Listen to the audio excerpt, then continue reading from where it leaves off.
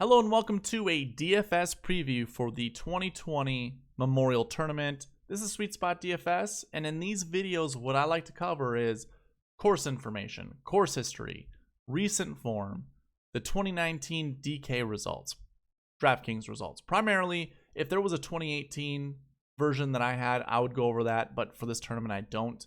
But we will be using the 2020 Workday Charity Open, which happened last week at this same golf course. And then I also like going over grass stats, swing stats, and then combining all of that and looking at the 2020 field and see if we can find any kind of, predictors or any kind of correlation that might lead to success. So we'll combine all of that. We'll get into that spreadsheet shortly. But first, did you know you can watch us in a faster speed? If you're on desktop, drag your mouse over the screen. You'll find a gear icon somewhere down here. Drill down on that. You'll find playback speed. I prefer 1.5, but you could choose 2 times speed. Cut it in half. Cut this video in half. If you're on mobile, you'll see those options, top right-hand corner.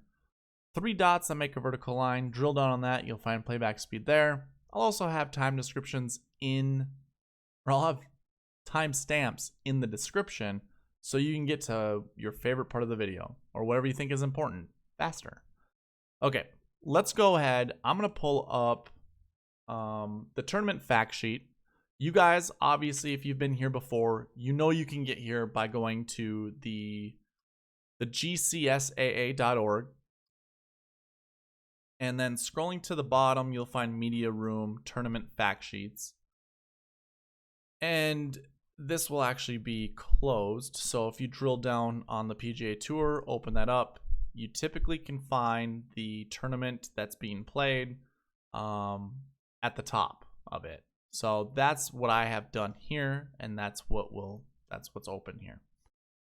Guess what? Same tournament fact sheet as last week.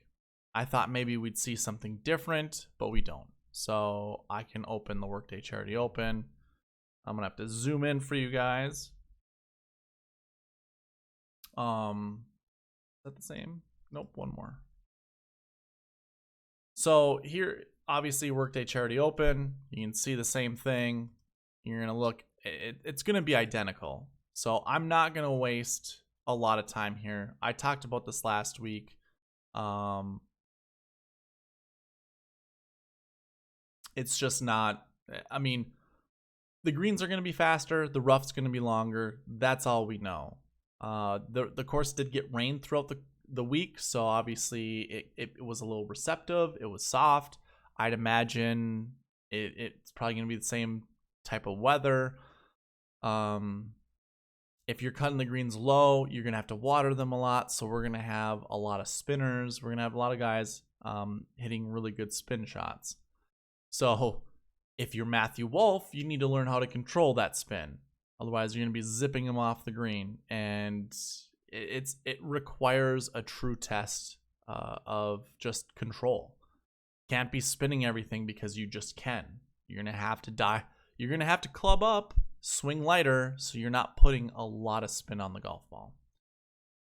So yeah, I really, with the faster greens, the thicker rough, we can put more emphasis on certain things, but I just don't think it's going to matter, honestly. I don't think it's going to play mind games with anybody who played last week. These guys are going to get used to this stuff. It's much easier getting used to faster greens than it is getting used to slower greens. So these guys who played last week, they're not going to get shell-shocked by how fast the greens are going to be. So don't worry about that kind of thing. The longer rough, sure, for the guys who are spraying it off the tee, definitely look into that and determine if you want to play those guys. I think it's a good strategy to avoid golfers who just, within the last, since the beginning, since the resumption of play from the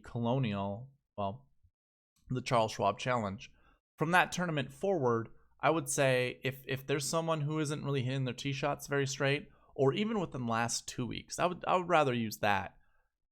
I'd maybe avoid them. You saw Justin Thomas lose in a playoff because he could not hit his driver straight. Or I should say, he just couldn't hit his tee shots straight enough. He did find himself in a lot of trouble, and that's why he eventually lost the lead and got into playoff and lost in the playoff, all because of poor driving. So I would definitely look into that. I'm going to go through a course preview. I've already done this for the Workday Charity Open, so I'm just going to kind of repeat it for those that haven't seen it. That way also, this is for the memorial, so if you guys wanted to ever reference this back, it's going to be here. So like we've done in the Workday Charity Open, hole 1, the 8th ranked hole, and we also determined we want to target golfers who are teeing off on the back side, so on hole 10. And really there wasn't much difference. I guess if I were to open the Workday Charity Open, zoom in a little bit, what I saw after round 1, if I scroll to the bottom here, did I delete it? I think I did. That's a bummer. I don't know, I would have deleted it. That stinks. That is a huge bummer. Okay, whatever. Oh, whoa, whoa, whoa, whoa, whoa, whoa, whoa, whoa, whoa, whoa, whoa. There we go. So what we saw, I know this is kind of spread out. Let me bring this back. You can see the AM tee times had a 72.15 scoring average, as the PM waves had 72.08. Hole 1, golfers who started on hole 1, 72.63 in the morning, 72.33 in the afternoon. Hole 10, 71.68, 71.81. So target golfers who are playing on hole 10 both in the morning and the afternoon for showdown slates, possibly. Also not a terrible thing to do for the, overall winner. As you can see, 5 of the top 6 started on hole 10. Not all of them in the morning, but a good chunk of them. Yeah, a really huge chunk of them, actually.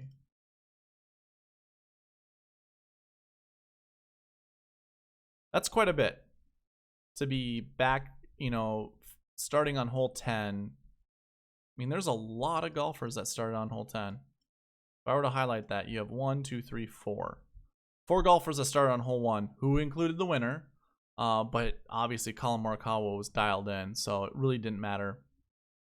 Again, this is 2019. I guess we could go back to this, but I didn't mean to hijack the course preview. But yeah, starting on hole 10 in the morning, definitely advantageous. But also having golfers that started on hole 10 in the afternoon, not a big deal. But yeah, I mean, that primarily because when we look at hole 1, it's the 8th ranked hardest hole. It requires a little bit of a fade tee shot. If we go to hole 2, you're going to see that this was the 2nd hardest hole. And it primarily requires a straight drive. Doesn't matter if it's draw or fade, I guess. Hole 3 was easy. 14th hardest hole. Obviously it required a fairway wood or an iron to this area right here. And then obviously you had a wedge basically to the green. So not a difficult hole on hole 3. Hole 4 was your 3rd ranked hardest hole. So really in the span of holes 1, 2, 4, so 3 of the first 4 holes, you had the 8th ranked hardest hole. Like that was I shouldn't say it that way. You had the 3rd hardest hole, the 2nd hardest hole, and the 8th hardest hole. So, and this par 3 is pretty difficult. It's the green slopes from front to back. So it's really hard to hold a ball on the green if they're not receptive. They were for the Workday Charity Open. I mean, I think I saw Matthew Wolff hit a 7-iron into this green at 200. And basically stopped it dead. So it wasn't like it carried away. But when the pin was in the back, you had to land it in the middle and release it back. So, but yeah, the third ranked hardest hole, hole 5, 17th. I mean, it's the second easiest, I guess. It's a par 5. It favors golfers who do hit a fade. You can obviously hit a fairway wood or an iron over here. I think a lot of guys hit fairway wood right here and had like 250 into the green. So they went fairway wood, fairway wood. You can try cutting this corner and trying to land somewhere over here, but it's a very narrow part of the fairway, and if you hit it too far, you can go into the creek. So I think a lot of golfers elected for, laying up over here with the fairway wood, and it wasn't difficult for them to hit it home into. It is a little deceptive on here because I believe this has more rough between the fairway and the green. It didn't look that easy for golfers to actually hit the green in 2. I guess I could be wrong, but I felt like it didn't, like the fairway didn't go right into the green like this. Perhaps I'm wrong, but I do know when you're looking further back to the hole for your second shot, if it's like 250 out, it definitely does not look like you have this little runway to land the ball here. I'll take that back. It does. It's just that the green's slow. It definitely goes from front right to back left, and landing it here only is beneficial if the pin is in the front. I saw a lot of guys go for it. I think Gary Woodland missed it back here, as did John Rahm during the second round. A lot of golfers miss it far left here. But that wasn't a bad miss for most of them, except for when the pin was on the back left. So anyways, yeah, easy hole, but don't let it fool you. The guys that are going for it in 2 weren't making birdie most of the time. Something to think about. Hole 6, 12th hardest hole. Pretty straightforward. Can't remember much of this hole. Yeah, not gonna talk about it. It's a pretty straightforward hole. Maybe a little fade off the tee would be okay. Hole 7, it's another par 5. I do remember JT hitting a really nice tee shot into the screen. I think he made eagle. He ended up making eagle. It does gently curve to the left, so a draw is pretty decent, but this is all uphill, so a good tee shot can get golfers to land in 2. And Jordan Spieth actually eagled this hole as well. Although Jordan Spieth is getting a little bit more distance with his game, it is surprising to see someone like Jordan Spieth actually reach the green. So it is doable. I would say any of your golfers that can hit 290 plus probably can get there in 2. My assumption. Hole 8, 13th hardest hole. So, or what, 5th easiest hole, 6th easiest hole. I saw when the pin was in the front, it's a very narrow green. So I don't think this picture does a lot of justice. This is a very narrow green. But it did look like most golfers didn't have an issue with it. I don't know if the distance isn't far enough, but it didn't seem that difficult. Hole 9 was a fun hole to watch a lot of golfers finish on. The green slopes heavily from back to front. I'm assuming with the greens being faster, these golfers are going to really have to worry about their spin. Can't remember which golfers I was watching that needed to make the cut, that spun it off the green. Who was it?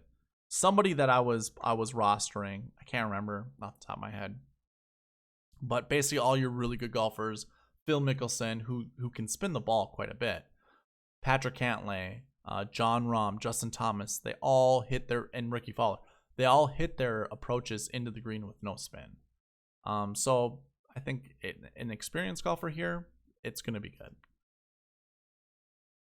So like I said, I think it's more beneficial to start on hole 10.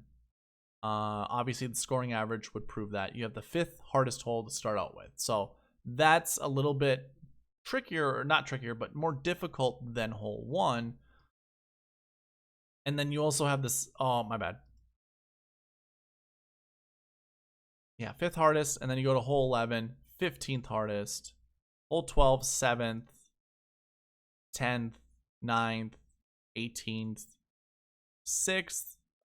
It is a tricky par 3, or it's a difficult 17, and the hardest hole 18. But I think just starting on hole 10, although hole 10 wasn't an easy hole, I think just getting 10 out of the way and then just cruising along to 11, which was a par 5 that a lot of people, I shouldn't say a lot of people got there in 2, because I saw a lot of guys basically lay up, but it didn't seem like a hard layup or a hard approach shot from the layup. So 15th easiest hole, it definitely played that way.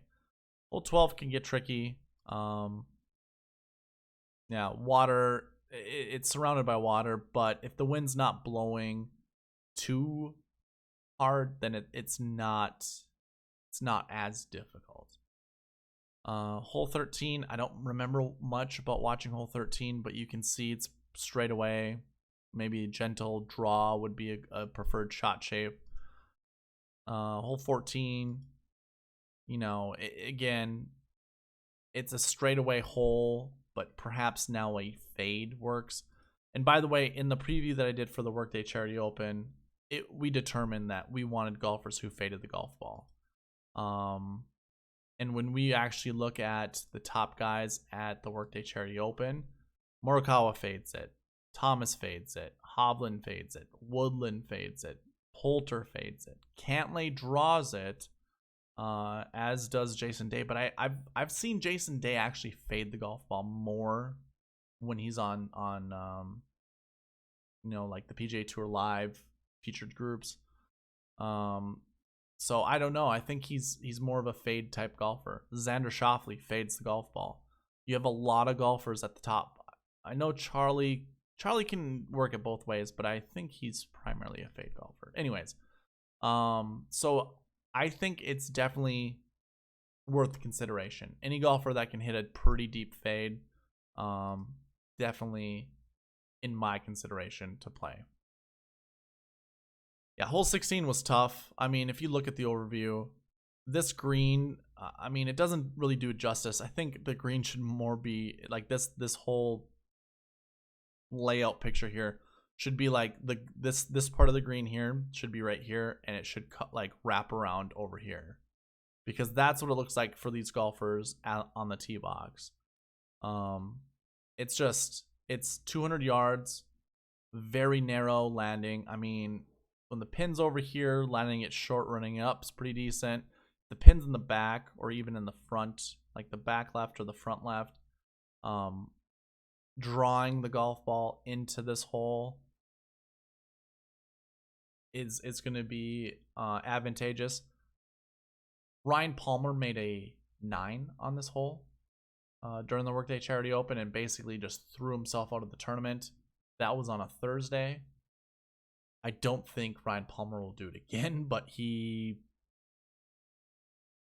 known to do that kind of thing. So, you know, watch out for the golfers who actually, well, let's put it this way, who can't avoid trouble. There's enough here, and it's very penal.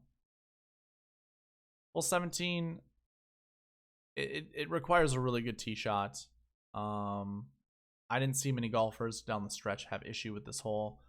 Just had to find this landing area here, and then obviously there is no fairway. There's really no collar or fringe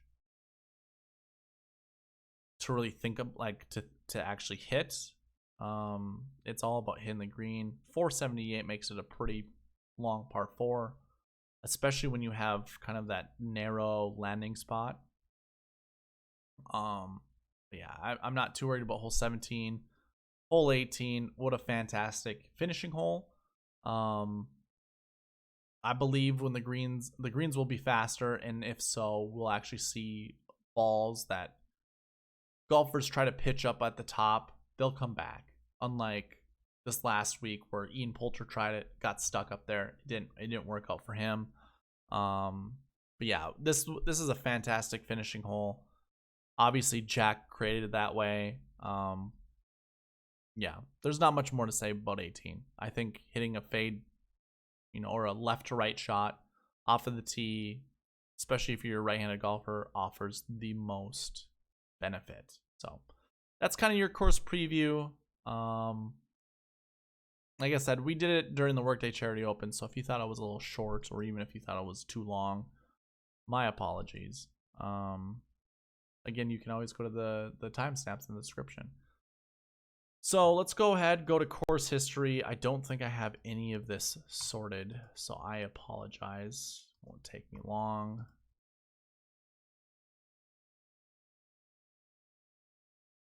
Okay, so we have 109 golfers that actually have course history.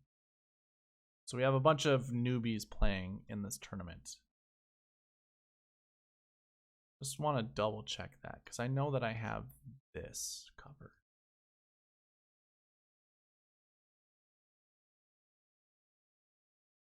So Morikawa technically has course history. He just doesn't have tournament history. Okay. Yep. The number looks good. I should have added that. I'm thinking to myself here if I should recreate this video and include that, but I think I'm just gonna say nah. I don't really. It's not that big of a deal. So we'll just take this as this tournament is its own tournament, and whatever. You get where I'm getting at. Okay, so for course history, it's a lot like, obviously it's the same that we looked at the Workday Charity Open. Patrick Cantlay, by far the best. I'm gonna go ahead and take out the highest score from these guys here at the top, so we can kind of look to see if there's any outlier we should care about. Oh, I suppose we do have a few new golfers, so my apologies. It's definitely beneficial to take some of these scores out.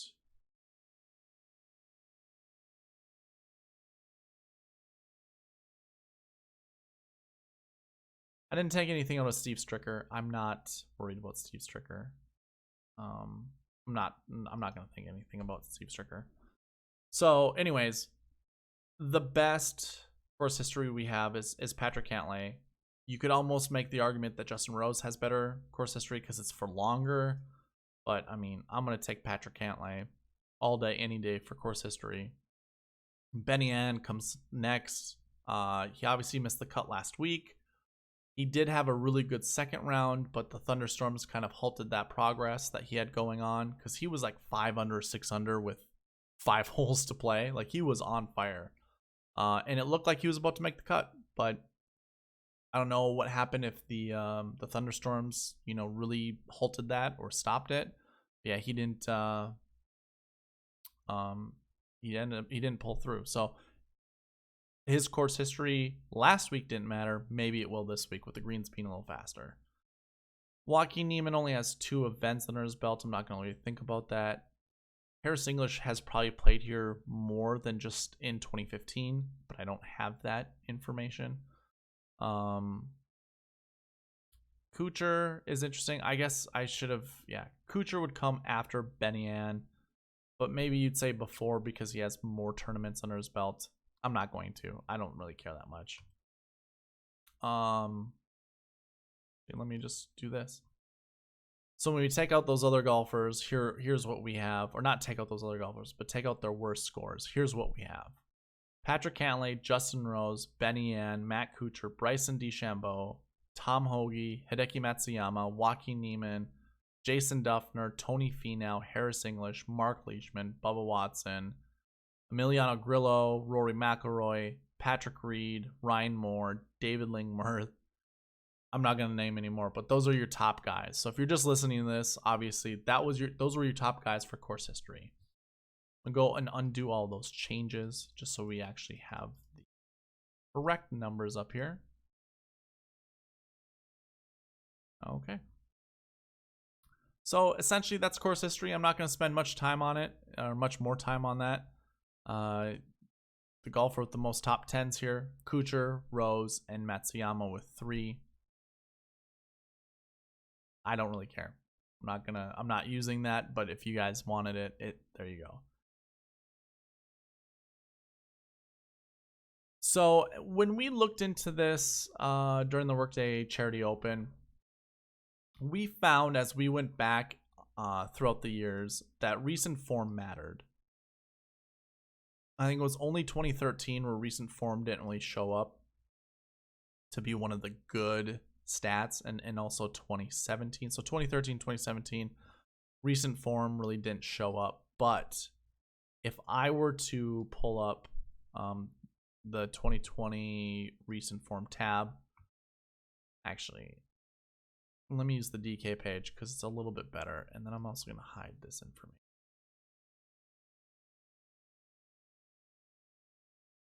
Okay, so recent form, the colors here in dark green mean they were top 20 for recent form. Actually, every dark green color under their column means they're top 20 in that stat.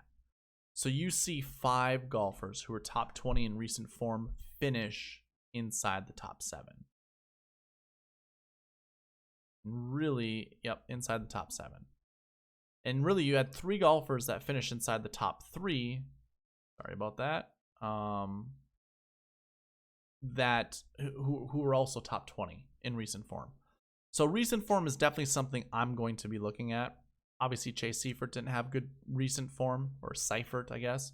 But yeah, everyone else pretty. I mean, I don't think you could go wrong with grabbing golfers with good recent form.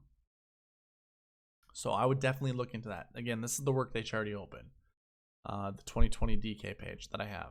So when we look at recent form, your top 20 golfers are right here. Daniel Berger coming in with the best recent form, 2.67. Bryson comes next. Cantlay, Answer, McIlroy, Schauffele, Thomas, Hovland, Poulter, Hadwin, Simpson, Casey, English, Morikawa, Fitzpatrick, Woodland. I feel like I'm flickering, am I? Saw that a couple times. Maybe not. Anyways, here's your top 20 recent form. I think it's worth mentioning. Most of these golfers, obviously your best salary guys: Harris English, Adam Hadwin. I would actually fade Adam Hadwin this week, but maybe it's worth playing. Paul Casey, 7,900, pretty good value, and I'm not sure I would actually go back to. I wouldn't go to Joel Damon. I didn't do it during the workday. I'm not feeling them here either. So up to you guys. But here, that was your top 20. I'm not going to talk anything more about recent form. We covered it in the Workday Charity Open, and what we found out was recent form mattered. And obviously in the 2020 Workday Charity Open, it did matter as well. Interesting that we're going to have back-to-back weeks playing at the same course, because how much does that play into like a factor for success here? Only time will tell. But I will be looking at recent form. I think recent form is very, very important. Okay.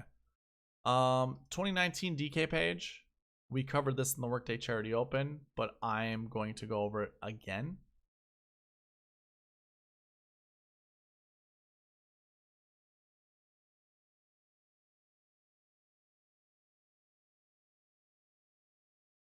Okay.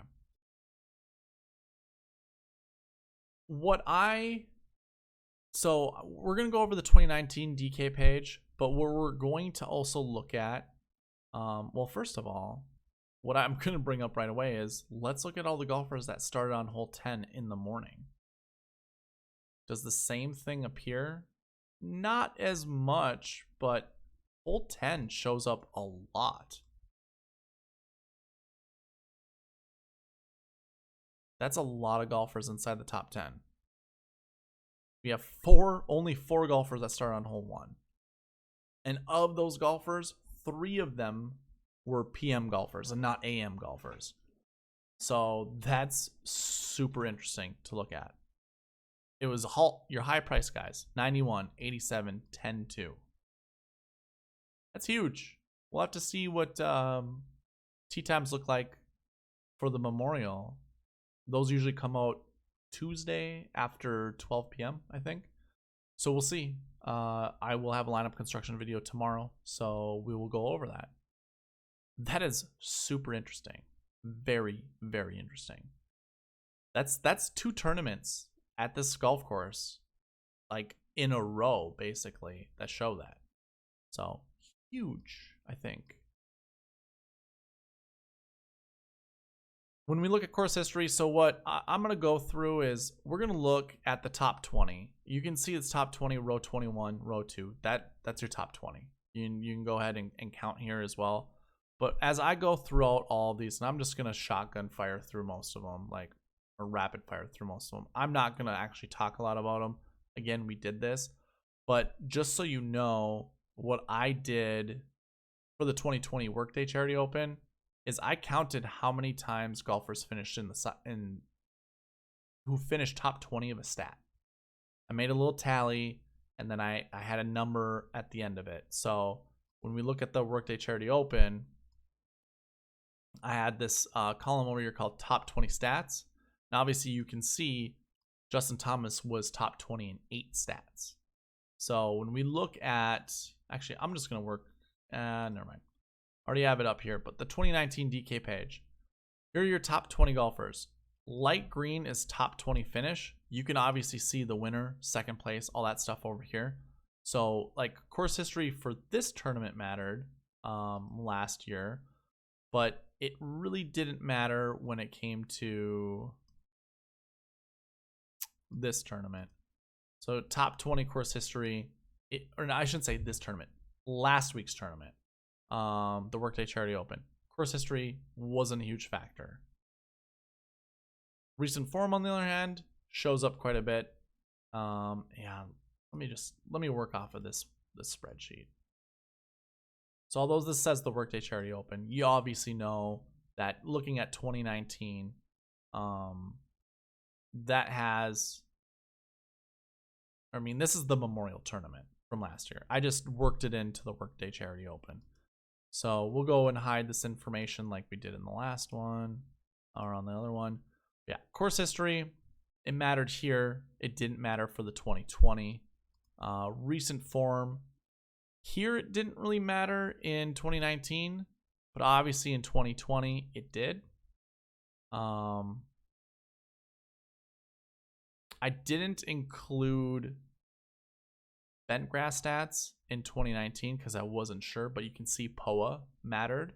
If I went to 2020, the Workday Charity Open, obviously you can see there's bent grass now, so I'm going to hide this and bring over the POA. But if we were to go by POA, it doesn't look like there's that many top 20 finishes, but you still have 6 top 20 finishes, as you would have had 7 top 20 finishes for POA last year for the top 20 POA finishers, that I should say. So this is, again, top 20 in this stat. We had 7 guys finish inside the top 20 in 2019. In 2020, 1 less. We had 6. So POA actually showed up as a stat. Bent grass, on the other hand, nearly the same. We had 6 golfers once again. And the thing is, when you look at these golfers, there's a lot of overlap. So we had nearly the same amount of, well, let me hide this. If you were to just go across here, we look overall bent, overall POA. The dark green are top 20. They're top 20 in their stat. You can see they overlap a lot. There's a lot of golfers who are good on POA as they are on bent. So, like, it's difficult. Like, I would choose both POA and bent grass golfers. And I shouldn't even have done it that way, because obviously you can see the ones that I did highlight, some of them missed the cut. But either way, now that I'm highlighting these that finished top 20, you see each one of them good on POA, good on bent grass. So if that answers the question, what grass we should use, I mean, obviously it doesn't, but you could use both of them, combine them, and find, you know, decent success. Now we had 1, 2, 3, 4, 5, 6 missed cuts, 6 top 20s, 6 missed cuts, everything else in between. I don't know. And this, again, that's from Bentgrass. If we went back to POA, we had 3, 4, 5, 6, 7. Oh, and the other thing that I was going to do, average these out. So for POA, that average is 35.22. For Bentgrass, it was 29.71. So, oh shoot. Hold on. We did that the wrong way. Did it the wrong way. Got to look at the top 20 finishers for the tournament last week. So for Bentgrass, you had 46.45 as your average. And then for POA, we had 47.91. So it was pretty close. Like a little bit goes towards Bentgrass. So those were your grass stats. Let's go ahead and look at the swing stats. So swing stats, I call these swing stats. They're the swing metrics. Shots gained, strokes gained, whatever you want to call it. We can go through this really quick. Again, top 20, as you can see. This is the 2019 DK page once again. Tee to green looks good. Off the tee doesn't look as important. Approach looks important. Around the green, it's okay. You did have your winner second place. This is 2019 once again. So yeah, putting showed up in that for that year, and it was weird. Proximity didn't really show up. Green and reg didn't show up. Birdie or better. Yeah, toward the tail end here. So interesting to note, that was your 2019 DK page. Here's the 2020 Workday Charity Open.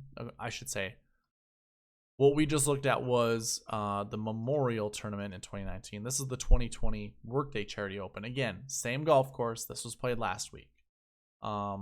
Tee to green. You know, again, looks pretty solid. A good stat to use. Off the tee, more golfers inside the top 20, but nothing too substantial. Approach, again, very key stat. Around the green, didn't really show up. Jason Day, obviously, 0.614 shots or strokes gained around the green. Again, this I shouldn't say again. This is using the PGA stats. This isn't really looking, you know, only 6 weeks back or whatever. This is looking back at the beginning of the year to now, which, you know, is probably not the right way to go about it, but it is a way to show you stats and to give you stats until I finally create a database, which is happening. Just haven't gotten there yet. Greens in regulation, 3, 4, 5 guys finished inside the top 20. So again, green and reg, not nearly that important. Proximity, not important whatsoever. We'll add that information. Birdie or better, that shows up 1, 2, 3, 4, 5, 6, like it did in the last one, but we actually have more guys near the top of birdie or better who finished in the top 20 at this tournament. I don't think any of this other stuff really matters. Driving distance, 3 golfers who had the best driving distance in the field finished top 20. Driving accuracy, only 2 golfers show up there. Good drive percentage, we see quite a few actually. You have the winner, 5th place, 2nd place, and a slew of 7th places. Maybe it's not bad to look at good drive percentage with maybe another stat. Bogey avoidance shows up also. So that I did like bogey avoidance. I really didn't make lineups based off of it, but it's not a bad stat to have. What I did for the 2020 Workday Charity Open that I didn't do in the 2019 Memorial Tournament is like I said earlier, I I tallied up all the golfers who had top 20 stats in the field last week. And again, you can see most of them had at least one. Adam Schenk didn't. Oh my God. I'm looking at this so wrong. I'm so sorry. And I also have to open up. So we do not have Chase Seifert up there. Okay, so either way, I still tallied them up. And for the most part, having at least one stat, a golfer that has one top 20 stat, it looks like it mattered. I wish I would have seen all of them, or I wish there were, or each one of these golfers had that, so we can obviously only look at golfers like that. But, you know, these golfers, pretty young guys. Maybe not so much Matt Jones, but or Stuart Sink, but most of them young guys. So young guys that don't have top 20 stats, maybe they don't have enough starting. Is that what it is? It's only Chase Seifert. So something to look at. But yeah, let's go ahead and look at the 2020 Memorial Tournament now. We'll go to that DK page and just look. We'll go down the line, course history all the way through. Was messing around with some things, so don't mind me.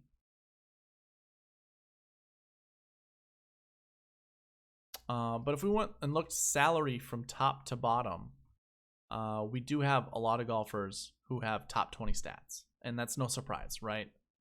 So I'm gonna keep this right here, and we'll go through, you know, going forward, and you can continue seeing all the stats over here. So Lingmerth obviously has good course history. That's the only top 20 stat he has. And really, the top 20 stats that I use, I should have went through this in that 2019. Course history, recent form. I am, for this tournament, using overall bent, 2020 bent, overall POA, 2020 POA, tee to green, all the strokes gained, and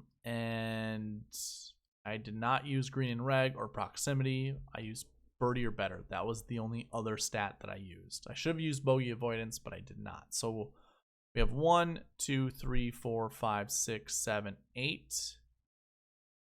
9, 10, 11, 12. 12 possible stats that you could top 20 in.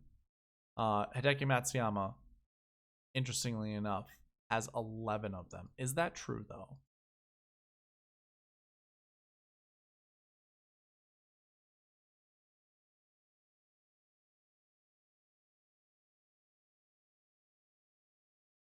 Nine. I count 9. Where's the 11 coming from?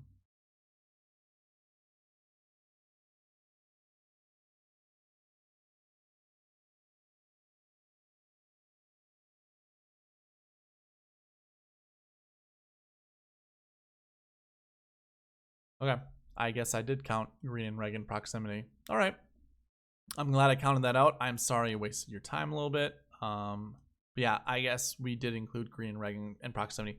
I do remember now. I wanted to include all of them just in case. If green and reg does show up for one of the other golfers that I don't know what I did completely in the 2019. I know I didn't include all of the stats. I didn't include bent grass in the 2019, the 2020 Workday Charity Open. But I did for this one. So yeah, we're going to go ahead and include that. So course history, here are your top guys. What I would say, what I'd recommend, pause the video, screenshot it. If you think any of this is important, just do that. And that way you have that information. You can write it down, or, you know, write your favorite golfers down as you go through this. Rory also has 11 top 20 stats. Justin Thomas has 10. Morikawa has 10.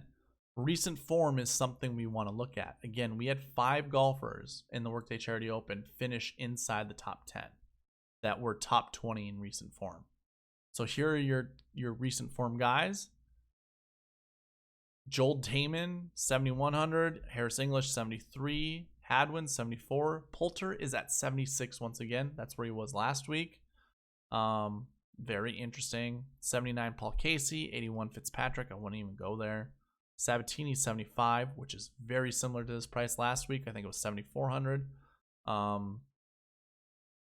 That being said, other than Harris English and Paul Casey, I'm probably not touching any of the guys that I just highlighted. I'm going to try to, I mean, I really like Daniel Berger. I do like Patrick Cantlay. I like Rory and Xander. Probably going to stay away from Justin Thomas for a little bit since he was the loser when it came in that last playoff. Victor Hovland's really interesting to choose. Same with Webb Simpson. Having the week off actually plays a huge factor in success at this tournament. So definitely probably thinking that, and same with DJ. These are golfers I actually do like heading into this tournament. Okay. Let's go and hide all of this. Bring the Bentgrass stats over. So here are your top 20 guys. Bentgrass, obviously, Matthias Schwab is up here. One event under his belt. I wouldn't worry about it. But yeah, he had a 4th place finish, which obviously means 100% in the top 10 bent percentage. Wouldn't worry about that. But yeah, screenshot this. I'm not going to talk much about it. 2020 bent. You have Tiger Woods up there.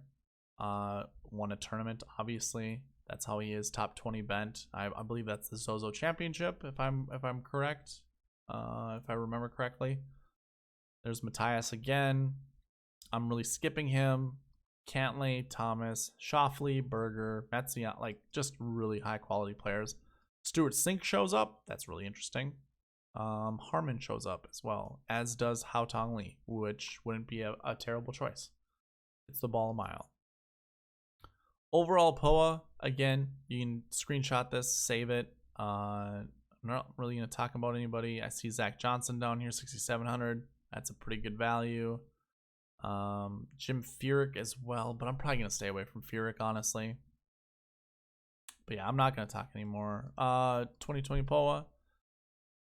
Same dudes that we pretty much saw in the Bentgrass. Obviously, a few different ones, but yeah, I mean, I really like Xander. I do like Matsuyama. I like DJ.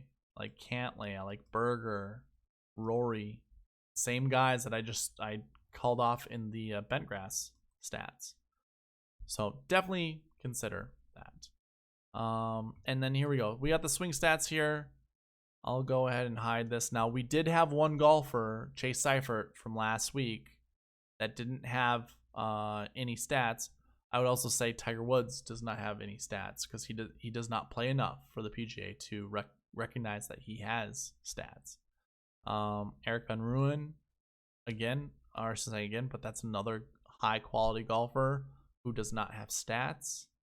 You have a lot of good European golfers here. I would just consider. I would look at their official World Golf ranking basically and try to find your value there. But I'm going to remove those guys to make this easier to sort. But here you go, tee to green. Your top 20 guys are on the screen right now. I really don't see any price breaks for any of these guys. Maybe Harold Varner, Joel Damon again down there. Sergio, 78. I'm not too interested in a lot of that. Off the tee, we saw wasn't even a big deal. But if you want, here are your top 20 in off the tee. Approach will matter more.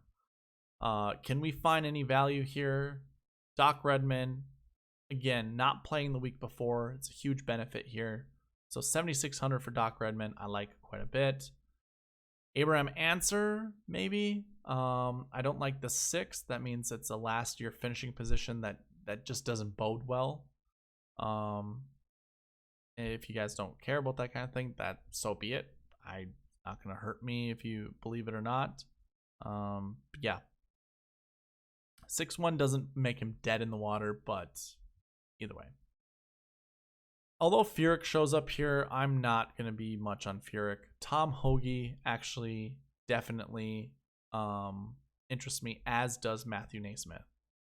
Interests me a lot, actually. So I'll definitely keep my eye on Hoagie and Naismith. Probably if I have a lot of stars and scrubs lineups, those will be my scrubs. Around the green wasn't that huge of a stat. Sure, there were like 3 golfers that finished inside the top 20. You pick and choose. They're on the screen for you to look at. You do you. Putting, again, I shouldn't say again. I keep saying that as like that's my filler word. But putting for 2019 showed up. I'm not positive putting is going to show up for this week's tournament. It didn't last week at the same golf course.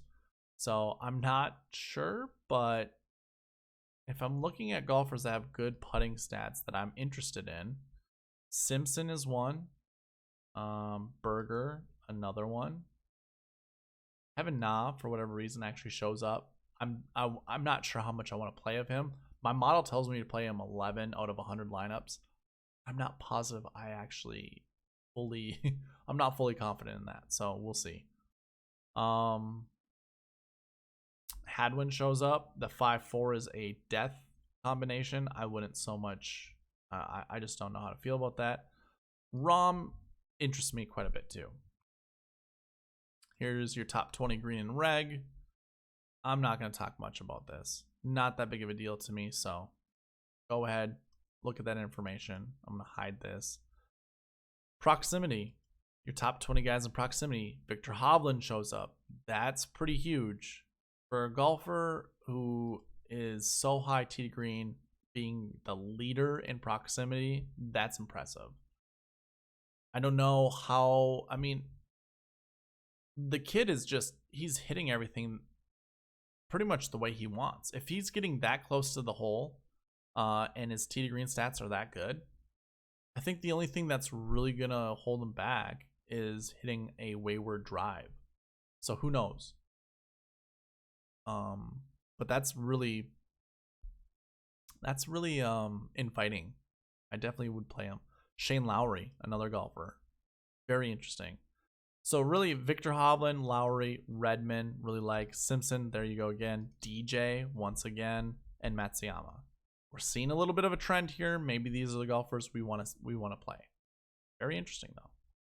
Birdie or better. We saw 6 golfers inside the top 10, or top 20, I should say, that had top 20 birdie or better stats. A lot of your elite golfers are here. We have Hovland, DJ, Rahm, Schauffele, Matsuyama, Berger, Rory, Cantlay, Simpson. You know, obviously very high-priced dudes. We were just, I mean, these are names that keep getting echoed over and over again. One of these guys is going to finish top 5, if not 2. So, you know, they're not bad golfers to start your lineups with, and that's what I would consider doing. Driving distance, I didn't include in the stats, but I am looking at driving distance as kind of a tiebreaker for some of these guys that I have tied ownership with, or that I need to choose between 1 to 3 1 to 4 golfers to fill one lineup. Definitely going to be looking at driving distance. That will be my tiebreaker. Driving accuracy didn't show up. I'm not going to talk about it. Good drive percentage did, though. I almost want to use good drive percentage with driving distance, but I didn't find that as a correlation when it came to the Workday Charity Open. Obviously, JT shows up there, but you know, I don't really see anyone else that really did well last week that's up here. Streelman, sure, but he didn't hit the ball very far. I'm not gonna waste too much more time. Bogey avoidance. Why is this colored this way? I did it the opposite direction. Which is embarrassing and funny all at the same time.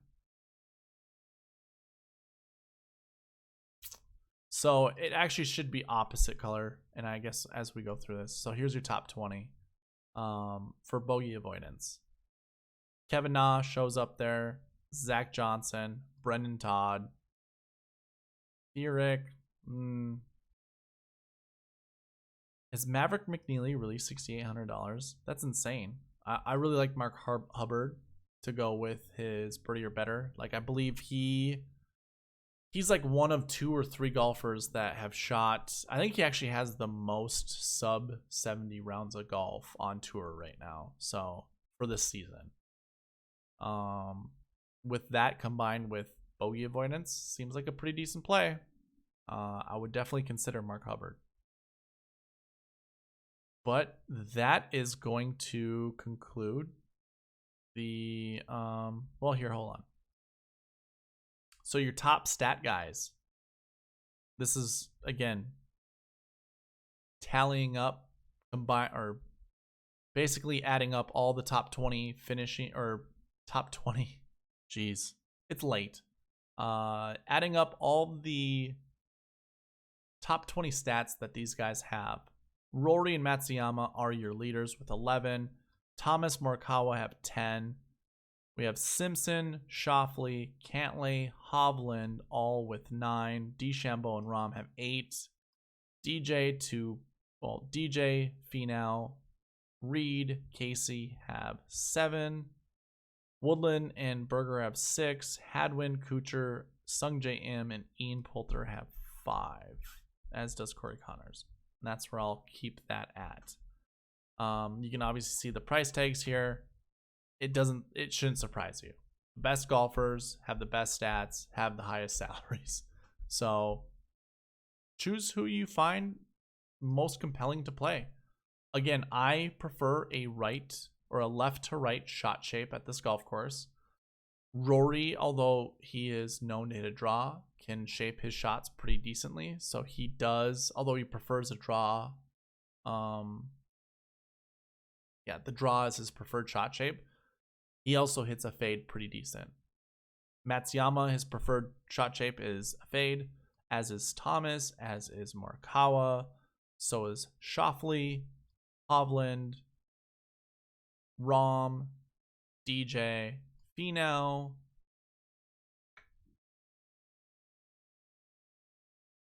so is Kuchar, and I believe Adam Hadwin, although Adam Hadwin shapes shots all different directions. Sungjae Im also fades the golf ball.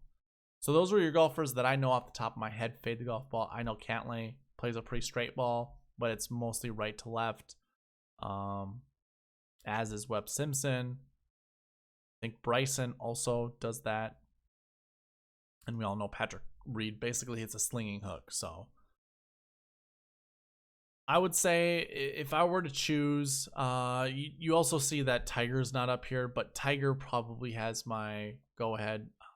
If I were to use my sweet spot weighting system, you'll see this in the lineup construction video tomorrow. His rate's out the highest. So I would rather play Tiger over all these other guys. But we'll create lineups tomorrow and see what it looks like, because I'm not going to be set in stone just based off of what I've told you. I'm going to use the bucket system. I'm going to use a couple other stats. We'll look at tee times, starting holes. That's going to make a huge difference when it comes to creating lineups. But yeah, that's it. That is the preview. Thank you for watching, guys. Please leave a like, subscribe, comment, all of that good stuff. I also believe, well, I shouldn't say believe, but hitting that little bell will give you a notification when my videos go live. So please do that as well. Anyways, have a good week. Hopefully you guys win some money, and I will see you in the lineup construction video tomorrow. All right, bye.